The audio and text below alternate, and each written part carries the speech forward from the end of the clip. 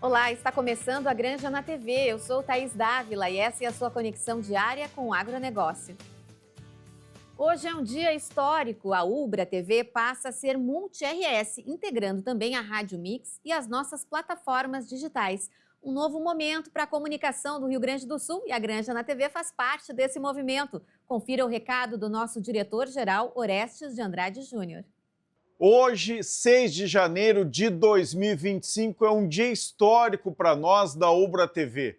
Hoje, oficialmente, a Ubra TV, depois de 20 anos de histórias, passa a se chamar Canal Multi-RS. É uma virada importante na história desta televisão da Universidade Luterana do Brasil, que tem 2 décadas de serviços prestados ao Rio Grande do Sul, porque agora ela ganha uma nova marca e um novo nome. Eu falo aqui da Praia de Atlântida, em Xangri-Lá, do Ramblas, onde a gente já está há alguns dias trabalhando no nosso estúdio de verão Multi-RS. Mas agora, a partir desta segunda-feira, é oficial. A Ubra TV se aposenta, mas todos os colaboradores, todos os programas seguem uma nova vida no Multi-RS. O que é o Multi-RS? É uma nova plataforma de conteúdo que passa a integrar a Ubra TV no canal aberto 48.1 digital, no 521 da Claro Net e todas as plataformas de streaming, no YouTube, no Instagram, e também integra a Rádio Mix 107.1. Já que a gente está aqui, falando de rádio, eu quero mostrar para vocês o jingle oficial que acaba de sair, que fala um pouco do que é o Multi-RS. Pode rodar. O sol brilha forte, o verão está no ar. No Ramblas e Atlântida é hora de celebrar. Gaúcho de alma, mais global no coração. Multi-RS chegou, é pura inovação. Porque a vida é multi, vem junto curtir. Na TV ou no rádio, em qualquer lugar. Stream bombando nas redes sociais. Somos Multi-RS, somos muito mais. Porque a vida é multi, vem junto curtir. Na TV ou no rádio, em qualquer lugar. Stream bombando nas redes sociais. Somos Multi-RS, somos muito mais. No verão gaúcho é festa e vibração. Comunicação que conecta, conecta a multidão. Da Ubra pro mundo, levando a emoção. 20 anos de história, um canal de sensação. Aqui no Sul é tudo especial. A experiência de viver o hiperlocal do asfalto. Tá aí o nosso jingle oficial cantado pelo multiartista Edi Carlos. A gente está muito feliz com essa novidade. Eu vou pedir a todos vocês, espalhem por aí, compartilhem nas redes sociais, contem para todo mundo que a partir de hoje a Ubra TV se chama Multi-RS e a partir de agora, olha só, tudo é multi. Hashtag tudo é multi. O período do plantio do arroz no Rio Grande do Sul encerrou neste domingo. A área cultivada é 2% menor do que o previsto pelo Instituto Rio-Grandense do Arroz. Foram semeados quase 928 mil hectares. A queda em relação à projeção foi maior na região central, que foi duramente afetada pelas enchentes e alcançou 84,78% da área prevista. Apesar do impacto localizado, o cenário não deve trazer grandes alterações na projeção de safra, principalmente porque as regiões de maior peso na produção gaúcha já haviam concluído o plantio. Antes da semeadura encerrar, o IBGE estimava uma produção de 7,9 milhões de toneladas de arroz no Rio Grande do Sul.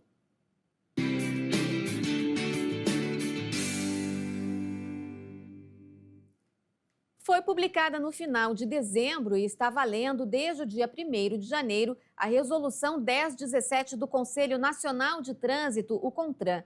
A medida estabelece os critérios para trânsito de máquinas agrícolas nas rodovias. Sobre esse assunto, eu converso agora com o assessor da presidência da Federação da Agricultura do Rio Grande do Sul, responsável pela área institucional e parlamentar, Luiz Fernando Cavalheiro Pires. Tudo bem, Luiz Fernando? Tudo bem, Thaís? É um prazer muito grande poder participar e levar informações de qualidade aos nossos produtores rurais. O que é essa medida do CONTRAN e por que ela é tão importante para o produtor rural? Perfeito. Vamos pensar, quem conhece o interior, que conhece uma propriedade rural, principalmente os estados do Sul, Rio Grande do Sul, Santa Catarina e Paraná, sabe que são propriedades pequenas e médias e que muitas vezes são cortadas, digamos assim, por rodovias, sejam elas estaduais, municipais ou federais, ou seja, BRs ou RS, né? E é fundamental a importância para trazer segurança aos nossos produtores rurais, segurança no trânsito, no tráfego dessas máquinas agrícolas, segurança para quem está utilizando essas rodovias, ou seja, trazer essa tranquilidade para o usuário das rodovias e para os produtores poderem se deslocar da sua propriedade rural para essas áreas separadas da sede das suas propriedades rurais. Muitas vezes os produtores têm uma lavoura na sede e atravessando a rodovia ou alguns quilômetros ali próximo à sede tem uma lavoura que é de sua propriedade ou áreas arrendadas em que eles estão produzindo e precisam efetivamente ter a liberdade para poder trafegar nessas rodovias. Isso se deve principalmente aos municípios aqui do Rio Grande do Sul, Santa Catarina e Paraná, que são, na sua grande maioria, propriedades de pequeno e médio porte e que precisam, então, trafegar nessas rodovias para poder chegar nessas áreas que não estão junto com a sua sede própria. E até para levar o equipamento para manutenção faz a diferença também, né? Com certeza, Thaís, muito bem colocado e muito bem lembrado, afinal. Os produtores rurais, né, como eu disse, são municípios pequenos, eles às vezes saem da propriedade que está a 5, 10 quilômetros da cidade e vão levar, então, para manutenção no mecânico mais próximo que está no município. E esses municípios são municípios pequenos que já estão acostumados, né, justamente com esse trânsito de máquinas agrícolas, sejam coletadeiras, tratores, semeadeiras, enfim, e precisavam dessa segurança jurídica. Inclusive, os próprios policiais rodoviários, tanto estaduais como federais, né, estavam já nos auxiliando, né, orientando os produtores rurais, mas precisavam e necessitavam de uma regra clara, né, que trouxesse segurança para poder os produtores trafegar e que não houvesse nenhuma penalização para isso, já que os produtores estão procurando o quê? Trabalhar, produzir, seja semear a terra, colher na terra, pulverizar e cuidar das pragas que atingem a terra e, como tu muito bem lembrou aqui, fazer a manutenção devida desses equipamentos agrícolas que precisam, né, na pré-planta, durante a planta, na colheita, enfim, essa demanda é muito crescente, então facilitou e trouxe essa segurança jurídica para o tráfego de máquinas agrícolas, então, nas rodovias, sejam elas municipais, estaduais ou federais. Para a gente ter uma ideia do tamanho do problema que se resolve com essa resolução do CONTRAN, Luiz Fernando, quanto tempo estava tramitando esse pedido? Faz bastante tempo. Para te ter uma ideia, eu estou auxiliando nessa área institucional parlamentar, a Federação da Agricultura, há cerca de 10 anos, Thaís. E nesse período todo nós estamos tentando buscar justamente essa normatização desse regramento tão importante para os nossos produtores rurais. E nós tentamos através dos nossos parlamentares. Existiam e existem, né? Agora, obviamente que com essa resolução se resolve esse problema, 2 projetos de lei que estavam em tramitação na Câmara dos Deputados, um do senador Alceu Moreira, que é do MDB aqui do Rio Grande do Sul, e outro do deputado Sérgio Souza, que é do MDB do Paraná, ambos deputados federais com muita atuação junto à Frente Parlamentar da Agropecuária, aliás, ambos também já presidiram a Frente Parlamentar da Agropecuária, e esses deputados, então, apresentaram essas sugestões para regrar justamente esse trânsito. E nós conseguimos trazer justamente tudo que estava dentro desses projetos para uma resolução do CONTRAN, que é a resolução 1017, que na sua introdução, Thaís, tu colocou muito bem. Ela foi publicada no final do ano passado, em dezembro de 2024, e está em vigor desde 1º de janeiro de 2025. Então, esse trabalho, no tempo que eu estou da Farsul, já estava sendo discutido e, obviamente, que vem de mais tempo. Então, é uma conquista realmente importante desse apoio da Frente Parlamentar construído para que, efetivamente, viesse esse regulamento tão importante para trazer segurança jurídica, tranquilidade aos nossos produtores rurais. Agora, vamos entender, então, as regras previstas na resolução. Luiz Fernando, explica para a gente. Perfeito. Então, como eu disse, é uma demanda muito antiga e tem algumas limitações e alguns atendimentos necessários para o produtor ter que cumprir para transitar com essas máquinas agrícolas. Vamos começar primeiro com a distância. A distância é distâncias de até 40 quilômetros de distância, ou seja, a locomoção não pode ultrapassar 40 quilômetros, tá? Ou seja, a sua propriedade, né, está próximo 15, 20 quilômetros do município ou da sua outra área que você planta ou arrenda, você pode transitar tranquilamente. Passou os 40 quilômetros, não pode fazer, então, somente através de caminhões prancha, mas até 40 quilômetros, que no nosso entendimento atende muito bem o nosso pedido. Nós tínhamos um pedido de 30, 25 quilômetros, então até ultrapassou aquilo que nós estávamos pleiteando, que são as distâncias realmente que o produtor usa a percorrer de uma propriedade para outra. O que é importante ressaltar também? As medidas necessárias desses equipamentos agrícolas. As medidas são da altura 4,80 metros, o máximo de altura, comprimento de até 15 metros, tá? E a largura, sem precisar ter autorização, sem precisar nada, passou de 2,80 metros para 3,20 metros, ou seja, isso aumentou 40 centímetros a exigência.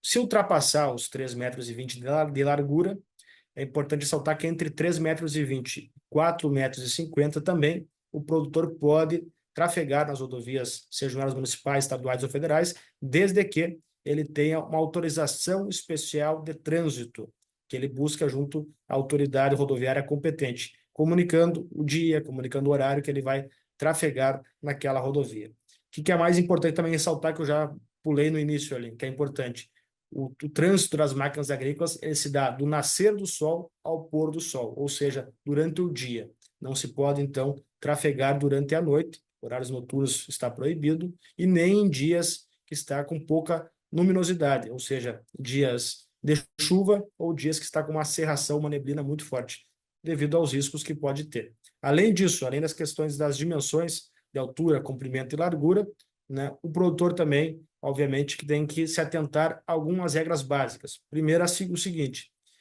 o condutor dessa máquina agrícola ele tem que ter carteira de habilitação para trafegar nas rodovias. Se ele estiver dentro da lavoura, não é necessária essa exigência, mas para poder trafegar na rodovia, sim, tem que ter carteira B, carteira de habilitação, para poder, então, conduzir nas vias públicas essa máquina agrícola.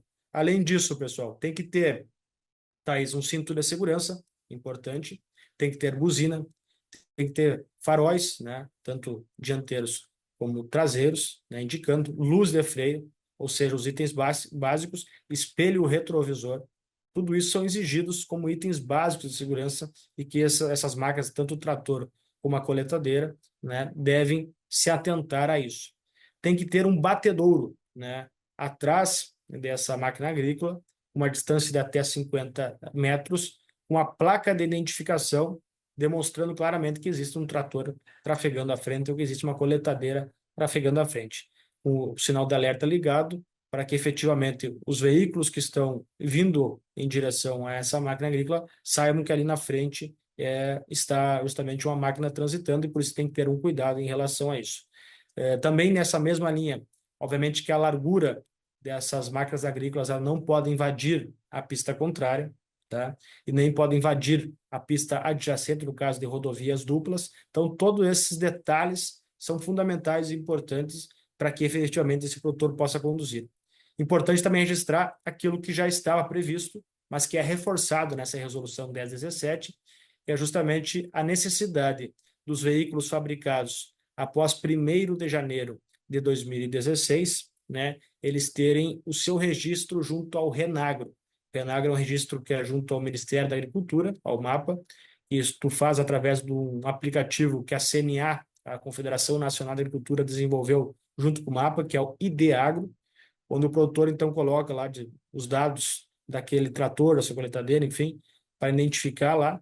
Ele não tem licenciamento, tu não paga nenhuma taxa, não tem emplacamento, ou seja, é gratuito esse serviço, mas é importante para a autoridade policial e até para o próprio produtor, em caso de roubos, de furtos, ter esse documento que comprove a sua propriedade. Então, os tratores, coletadeiras fabricados após 1º de janeiro de 2016, que forem transitar em vias públicas, é obrigatório, então, a apresentação do Renagro, que identifica a sua propriedade. Por sua vez, aqueles que foram fabricados até 31 de dezembro de 2015 é facultativo, não é obrigatório esse registro junto ao MAPA e junto ao Renagro. Portanto, fica bem claro essa diferenciação. Em resumo, em síntese, são esses itens importantes que os nossos produtores têm que se atentar para poder observar as regras e poderem trafegar nessas rodovias com tranquilidade e não serem em nenhum momento autuados. Caso sejam parados por uma autoridade policial de trânsito, eles possam apresentar a documentação correta e que estão cumprindo todas as exigências estabelecidas na resolução 1017 do CONTRAN. Eu queria voltar um pouquinho na questão da autorização especial para veículos acima de 3,20 metros. O produtor precisa fazer o pedido a cada vez que for trafegar? Perfeito. E cada vez que ele for trafegar, sim, ele tem que buscar essa circular mediante a autorização especial de trânsito emitida pelo órgão de trânsito ou rodoviário que está com a circunstância, ou seja, com a competência sobre aquela via, seja ela, então, portanto, uma autoridade de trânsito estadual, federal ou municipal. Então, ele tem que apresentar justamente e solicitar ao órgão competente cada vez que ele for precisar, para que ele possa, então, transitar com tranquilidade em relação a esse ponto. E os veículos, né, eu acho que eu passei essa parte, que ultrapassarem esses 4,50 metros, tá, eles devem ser transportados, embarcados em veículo, né, com caminhões prancha ou seminar, atendendo às regras específicas desse tipo de transporte, certo? Então, fica bem claro na resolução 1017 essa exigência em relação a esse ponto, Thaís. Em relação a pedágio, se tiver um pedágio no meio do caminho entre uma propriedade e outra, como fazer? Thaís, até essa parte, eu confesso para ti que não está estabelecida, não está escrita na resolução 1017, mas é uma pergunta muito oportuna e importante, né? Porque realmente é bem estreito ali. Eu que estou transitando seguidamente nas rodovias, né? Vejo que realmente teria dificuldade para cumprir essas exigências, né? Então, realmente seria um ponto a ser estudado, porque não está estabelecido, ao menos não que eu lembre, justamente esse ponto específico em relação ao pedágio. Bom, hoje existe a resolução do CONTRAN, entretanto, você mencionou aí no começo 2 projetos de lei em tramitação na Câmara Federal. O que tem mais força, tocar o projeto para frente ou a resolução do CONTRAN basta? A resolução está contemplando tudo o que é preciso, mas é importante a tua pergunta, e eu, como quem acompanha e incentiva sempre a colocar na lei, porque uma resolução do CONTRAN ela pode, por um ato do chefe do Poder Executivo, ser revogada a qualquer momento, né, ou sofrer alterações a qualquer momento. Por sua vez, uma lei, nós sabemos como é que é a questão do procedimento e do trâmite de uma legislação. E para alterar, modificar ou revogar, enfim, é muito mais difícil. Portanto, eu acredito sim que nós devemos continuar trabalhando com os parlamentares para sim se alterar o Código de Trânsito brasileiro para colocar essas regras, né, para que efetivamente não se tenha nenhuma alteração que possa impactar os nossos produtores e de uma hora para outra gerar insegurança. Eu brinco sempre, né, Thaís, que a gente aprende com os mais experientes que no Brasil, que nem diria o Pedro Malan, até o passado é incerto. Então, às vezes a gente constrói algo a várias mãos, como foi o caso dessa resolução do CONTRAN, mas pode surgir alguém que entenda diferente de uma hora para outra já revogar e causar todo um transtorno novamente. Ela está valendo, ela é apta, ela nos atende, mas tem essa fragilidade e essa incerteza em relação ao futuro, porque, como eu disse, basta um simples canetaço do chefe do Poder Executivo para alterar algo nesse sentido aqui, diferentemente de uma lei, né? Sim, então é importante ficar em cima dos deputados para que siga o trâmite.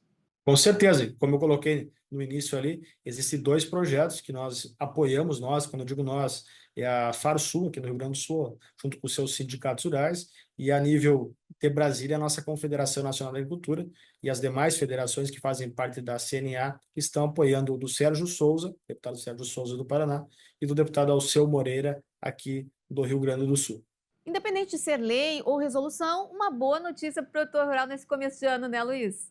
Sem dúvida alguma. Sabe que nessa época de planta, nessa época de colheita, e essa correria toda que envolve uma planta e uma colheita, e às vezes agora vai entrar, por exemplo, né, no nosso estado do Rio Grande do Sul aqui, a colheita já em janeiro agora, alguns já estão fazendo silagem, no caso do produtor de leite, mas mais fortemente agora em janeiro a colheita do milho, e logo na sequência a planta do soja safrinha. Isso aí envolve propriedades separadas. né? E o produtor precisando tocar, faltando chuva agora, então dá uma chuvinha, tem que aproveitar aquela umidade para plantar na correria e coisa. Isso aqui, quando vê, eles podem ser abordados com a autoridade policial no ano passado, né? Faltava alguma questão, não tinha a certeza daquilo que era exigido, e agora está bem certinha o regramento. Cabe ao produtor agora se adequar a esse regramento e cumprir a exigência para ter tranquilidade e sossego em relação ao que precisa ser feito para poder plantar ou colher a sua produção. Certo, então, Luiz Fernando Cavalheiro Pires, da Farsul, obrigada pela participação. Prazer é todo meu, parabenizo o teu trabalho e ficamos lá na Farsul à disposição de você, dos nossos produtores rurais, para poder levar informações de qualidade e notícias boas, como foi essa da Resolução 1017. E, obviamente, aproveitando também para desejar um ano de 2025 maravilhoso aí, com boas chuvas, com safras cheias e preços bons, que é o que os produtores nossos merecem e desejam. Obrigada. A Granja na TV faz um rápido intervalo, em seguidinho a gente volta. Até já.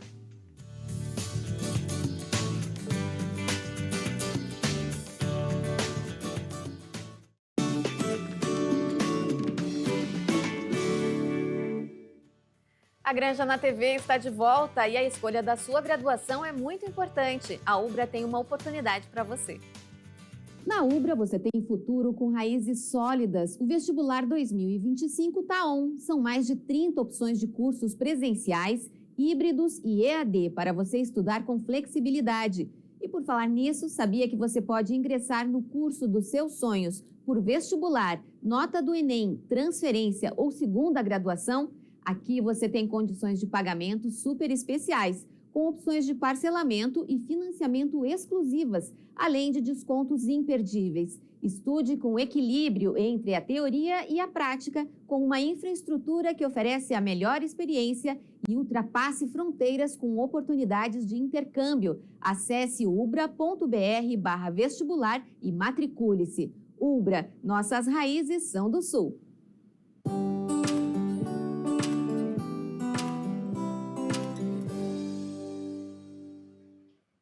Vamos ver como fica o mercado de grãos com Gabriel Souza, analista de mercado da plataforma Grão Direto. Tudo bem, Gabriel? Olá, Thaís, tudo bem? Primeiro comentário de 2025, vamos caprichar aí, quem sabe tenha boas notícias. O que temos pela frente? Bom, se Deus quiser, vai ser um ano espetacular, né? Para o Então tá mercado, bom. para o programa e tudo mais. Bom, a gente não pode começar esse primeiro comentário de 2025 sem falar sobre o dólar, né? O dólar que fechou o ano aí num patamar elevado e segue no patamar acima de 6. O que isso representa para o produtor rural, Gabriel? Bom, vamos lá. O dólar nesse patamar elevado, né? Ele virou o ano, né? Transacionou o ano no patamar elevado, muito por conta aí, né? A gente acompanha todo esse ano 2024 a movimentação forte do dólar se valorizando perante a nossa moeda. Tende a causar uma certa estabilidade agora no começo desse ano, se não vier nenhuma novidade, né, com relação ao corte de gás do governo, e isso acaba impactando diretamente aqui no nosso mercado, no nosso comércio, né? Por mais que esse ano está um pouco parado ainda no começo, a gente pode até comentar um pouco mais sobre isso, mas o dólar acaba ativando esse apetite de compra do comprador, né?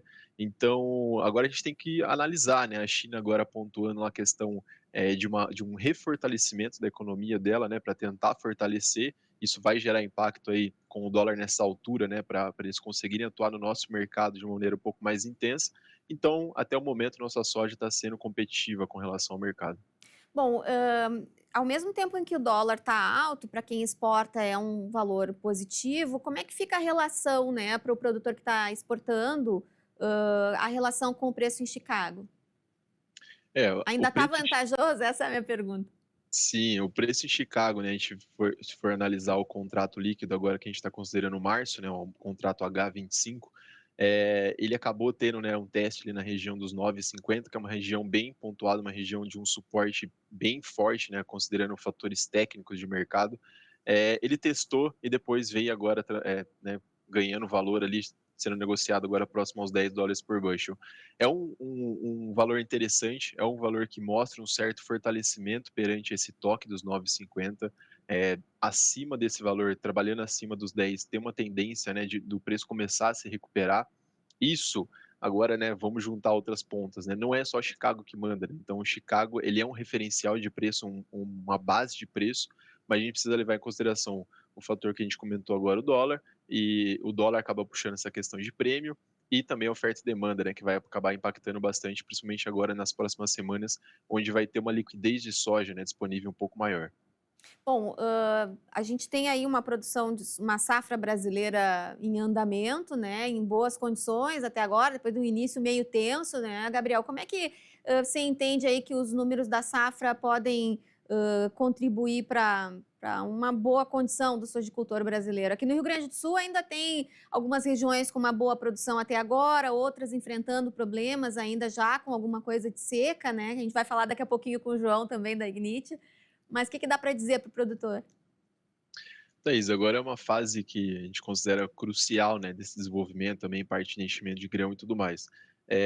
Lógico, né, o clima vai ter algumas pontuações, né, até daqui a pouco um especialista vai poder falar um pouco mais sobre esse assunto, mas o que a gente espera é que a soja, bem dizer, ela já está com uns números um pouco mais sólidos, né? Eu, sinceramente, né, não gosto muito lá no comecinho, quando começa essa questão até especulativa com relação a produção. Eu não gosto muito de atentar aos números de uma maneira um pouco concreta, agora começa a se concretizar um pouco mais. A gente vê que realmente o Brasil está com potencial produtivo bem elevado, né? Está sendo, de uma maneira geral, né, algumas regiões pontuais podem estar sofrendo com um pouco dessa questão climática, mas numa maneira geral está desenvolvendo bem. Os números são fortes, são melhores do que o ano passado. A condição de lavouras, elas vêm apresentando condições melhores do que a safra passada. E agora a gente tem que esperar realmente esse finalzinho, né, que vai ser muito determinado aí com relação ao clima.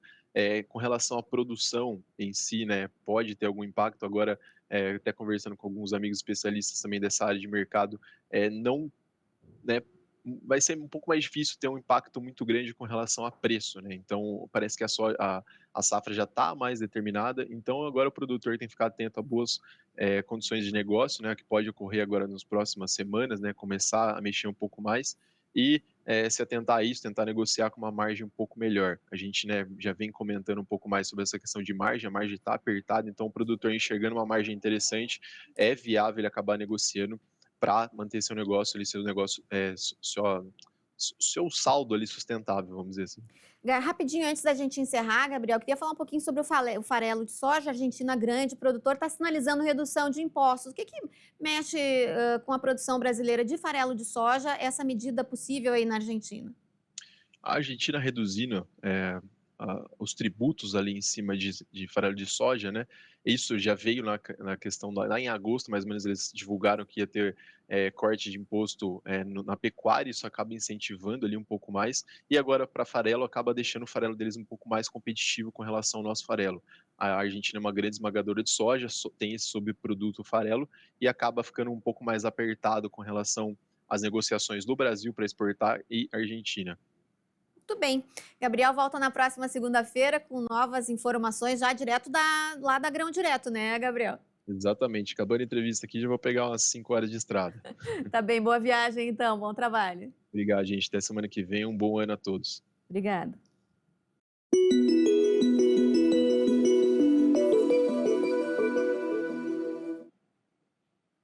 E como será que fica o tempo para a produção nessa semana? Vamos conferir com o João Castro, meteorologista e diretor da Ignite Weather para a América Latina. Tudo bem, João? Olá, Thaís, tudo bem? Como é que vai? Primeiro comentário de 2025. Feliz ano novo para você. Obrigado. Feliz ano novo para você, para sua família e todo o pessoal que nos assiste. Muito obrigada. Bom, a gente começa a semana aí falando sobre novidades em relação ao Laninha, João. Você tem notícia nova aí para nós? Exato, Thaís. No dia de hoje, né, acabou de sair a nova atualização lá da NOAA, falando a respeito do Laninha, né, do Ninho, da Laninha, que cenário, né, está se desenvolvendo, considerando aí os dados mais frescos possíveis, tá? A chance de termos aí uma Laninha, ela subiu para 59%. Essa Laninha, ela deve aí, né, atingir, né, causar algum nível de impacto, pelo menos até ali o final de março, tá bom? Essa Laninha, de fato, ela já está aí, né, em decorrência, saindo da neutralidade, entrando para a Laninha, mas deve ser uma Laninha de fraca intensidade, a gente deve sentir como impacto aqui uma pequenininha, né, redução aí em termos de chuva. Claro que a gente sabe que o período de verão é um período que a gente tem alguns, né, 10 dias, 15 dias, às vezes acontece, né, é comum, inclusive no Rio Grande do Sul, temos alguns períodos um pouco maiores aí de falta de chuva e com a laninha essa chance, né, desses pequenos veranicos elas aumentam. É importante a gente ficar atento. A gente vê aí as estimativas de safra, em matéria divulgando dados e tudo mais, falando uma projeção alta de produção de soja, né? Por exemplo, mas os próprios produtores estão reclamando e bastante em relação a essa questão do volume de chuvas e dizendo que esse valor aí de 22 milhões de toneladas não deverá ser alcançado realmente aqui no Rio Grande do Sul. O que se espera aí? O que se tem? Você tem um exemplo aí que você pode nos dar em relação à chuva para esse começo de janeiro, João? Então, a gente tem um mês de janeiro que ele está com uma tendência de ter volumes de chuva, eles vão acontecer aí pelo estado, mas a gente tem um ponto de atenção aqui, Thaís, que é quando, né? Então, a gente tem aí os próximos dias, pelo menos até lá o 20 de janeiro, a gente está com uma tendência realmente de ser um tempo um pouco mais seco. As chuvas elas devem acontecer de forma mais picada, né? Algumas regiões vão ser sorteadas aí para receber um pouco de chuva, mas não é chuva generalizada. Quem causa chuva generalizada são as frentes frias, né? E essas frentes frias elas estão esperadas só lá para depois do dia 20. Então, a gente tem um cenário aí, de fato, um pouco mais de atenção. Tempo seco, que é aquele combo, né, que a gente não gosta, né, para a agricultura. Tempo seco com temperaturas elevadas. Sim. Então, a gente vai ter nos próximos dias temperaturas máximas aí próximos de 30 graus, algumas regiões até ultrapassando, chegando a 31, 32 graus, como a região oeste, noroeste do estado. Então, isso aí, somado com o tempo seco, traz esse ponto de atenção. E aí, por isso, Thais, eu quero falar aqui, fazer um apelo para o nosso amigo produtor, né, que está nos assistindo, é a hora de bater um papo com o seu engenheiro agrônomo, com o seu consultor, com o pessoal lá da cooperativa. Existem algumas estratégias, né, que podem ser aí implementadas, né, uso de aminoácidos, enfim, algumas estratégias para dar uma segurada, né, reduzir esse efeito de estresse hídrico que causa, né, Thaís, redução, né, impacta aí no potencial produtivo, né. Então, esse é o cenário que vem se desenhando. Eu vou pedir para o pessoal da técnica projetar para a gente aí um gráfico que eu estou trazendo hoje, que é lá para a região de Cruz Alta, onde a gente vai conseguir visualizar exatamente isso que eu estou falando, né? Próximos dias, né? Próximas semanas, com essa tendência de tempo um pouco mais seco, a gente vai vendo aí ao longo das semanas que não existem praticamente volumes de chuva sendo esperados, e somente lá depois da semana do 20 de janeiro, então, que a gente tem um cenário aí de chuvas começando a aparecer no horizonte, né? Isso aí, né, Thaís, é aquilo que a gente sempre fala, e todo mundo sabe, né? A previsão do tempo.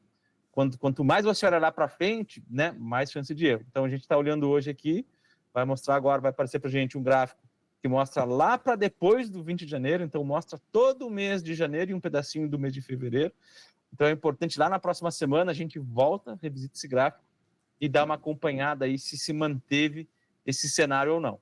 E interessante que o gráfico traz um histórico ao lado da barra das chuvas previstas para esse mês e o próximo, um histórico de 35 anos. Então, era realmente para estar chovendo bastante mais nesses primeiros dias de janeiro, né, João? Esse gráfico ele é bastante interessante. Ele está, inclusive, disponibilizado lá no nosso sistema, né? E ele traz essa comparação, Thaís, justamente para o produtor, para o consultor, ele olhar e saber, olha, era para estar chovendo muito mais, ou então, nas próximas semanas, ou nessa época, era para estar chovendo muito mais, e é esperado que está chovendo menos. Que estratégias vamos tomar? Então, o produtor conversa com o consultor, o agrônomo conversa com o produtor, e aí é possível juntar aí, né, repensar, né, remanejar algumas estratégias.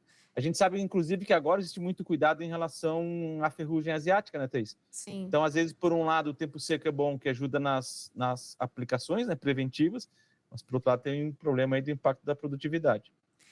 O produtor tem que escolher qual é o que ele vai escolher, porque as duas coisas não tem como. Agora, bom, o tempo seco, você falou aí que vai facilitar o manejo, e então é possível, através de tratos culturais aí, por isso que esse recado que você deu aí para falar com o engenheiro agrônomo, com o consultor, para saber o que fazer nesse período, porque já está certo aí praticamente que vamos ter um tempo mais seco. Exatamente. A gente tem, né, Thaís, agora, por exemplo, a gente tem muitas áreas já começando o período de enchimento de grãos, né? Então, nesse período aí reprodutivo de enchimento de grãos, a lavoura de soja, principalmente, de milho também, mas a de soja, ela demanda muita água, né? Se fala aí na literatura, a gente encontra algumas referências que falam 20, 25 milímetros por dia.